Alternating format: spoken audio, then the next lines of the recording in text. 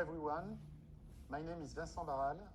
I joined Louis Vuitton in 1996, and since October 2003, I am in charge of logistics, supply chain, repairs, and indirect purchasing. Supply chain is really an end-to-end organization. We are taking care of the sales forecast of the company, we are planning the production, and we are distributing the product until the store. There is a logistics organization which is more dedicated to the physical flows of the merchandise. So we transport the goods from the suppliers to our warehouse. We build the warehouse and we manage the warehouse all over the world. We clear the goods with the customs organization. The supply chain organization is really a transversal organization and it's end-to-end. What are the different job responsibility in the supply chain organization of LV? To produce a sales forecast, of course, we need managers taking care of the sales forecast. So they are dealing with marketing, with finance, with retail, and with stores to produce the best sales forecast ever. When the sales forecast is done, we have to plan the production. So we have managers within the supply chain organization planning the production every day. And then we have a distribution team which is taking care of the flows and determining every day which quantity to be pushed to every region. The team is based in Central and based in the region as well. We have transportation managers, people taking care of the customs clearance, and people dealing with all our transportation companies all over the world.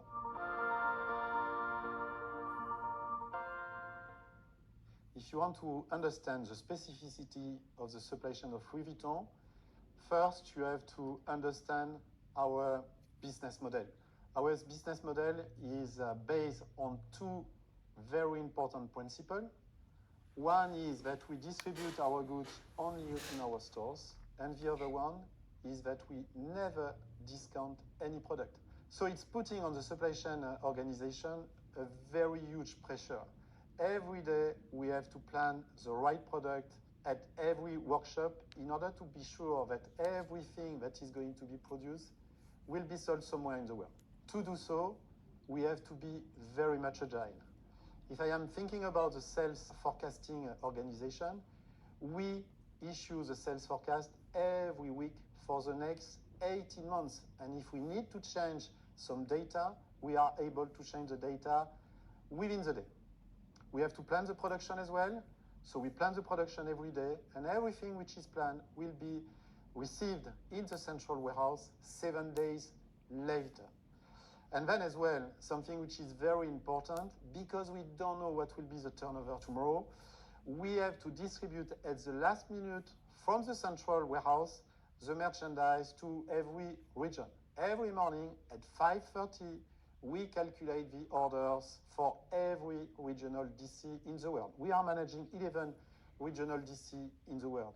Our objective is to make sure that everything that has been determined today will be in the region as quick as possible. In the region, after receiving the product in the warehouse, we have to distribute the good to every store. And again, we don't know what will be the turnover store by store. So we wait the last minute to distribute the product in every store, and we distribute the store every day, 7 days per week. There is a second specificity which is very important in our organization. Logistics is key. We don't know what we are going to sell tomorrow, and the world is totally disturbed. The logistics organization is absolutely strategic in our capabilities to deliver the right product at the right destination on time. So as I was saying, we operate our own warehouse in France, and we subcontract our warehouse elsewhere in the world. But in order to distribute the product at the last minute, we are using the same WMS everywhere in the world. It means that whatever the location, Singapore, Tokyo, Shanghai, Piscataway in US, and others, everyone is working under the same organization. There is a firm specificity of our logistics and supply chain organization within LV. If we want to get the best supply chain ever, we have to organize a long-term relationship with our providers. So we are working with many transportation companies or many logistics providers, and we are always proud to say that we are able to organize real long-time relationship. The oldest transportation company we are working with has been selected in 1987. We have a strong philosophy within our department. Our philosophy is that the information system has to be the best one. So we don't want to adapt ourselves to the information system, but we want the opposite. We want to be able to make some change in our information system when it is needed. So everything has been developed for more than 6-7 years on Anaplan: sales forecasting, production planning, distribution, central distribution, regional distribution on Anaplan, and we have the best supply chain tools to guarantee that we are very much agile end-to-end. The good news is that the software is developed internally. So if one day you join our team, you will not be recruited only to provide the sales forecast, the production planning, or to distribute the goods to the store. You will be as well recruited to develop our information system.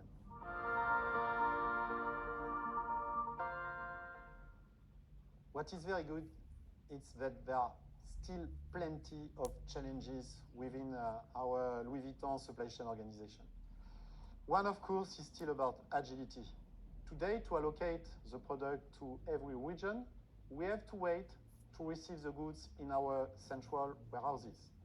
Very soon, we will allocate the product while they are still in the trucks. At the end of the day, we load the trucks.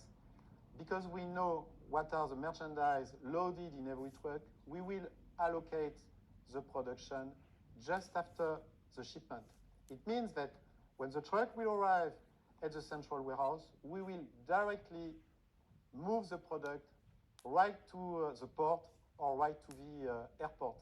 And by reducing the inventory, of course, we avoid to produce product that could become obsolete. Another example is that we are going to open a warehouse fully dedicated at Roissy Airport to LV, a warehouse which is going to be totally automatized and which will help us to produce our air freight pallets and to make sure that we can again reduce the lead time and ship our merchandise as quick as possible.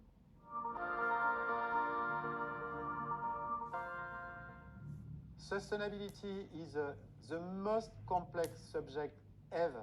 In the luxury business, if you look at the carbon footprint, you can realize that the most important origin on CO2 emission is coming from the raw material you are using to produce the product. So the conclusion is, if you want to make your company sustainable, you have to avoid to buy and use raw material, metallic spare parts that will end up in an obsolete product at the end. You have to reduce your inventory and you have to be sure that 100% of the production will be sold somewhere in a store. The second action is about repairs. A luxury is a product they could live for life. So our responsibility is to make sure that every product that are going to be sold somewhere can still be repaired for the next 20 years. The third action is about decarbonization of transport. Transport is the second origin of CO2 emission. So the first action is to try to ship by sea. This is our ambition. In 2026, we want that 100% of our bestsellers, not only leather goods, but leather goods, ready-to-wear, and shoes, should be shipped on a boat. The second way to decarbonize transport is about air freight. And air freight, we have to accept to pay more and to buy the famous sustainable aircraft fuel, which is very expensive. It's 4 to 5 times the air freight cost. And within LV, we are ready to pay a more expensive transportation price in order to decarbonize the flows.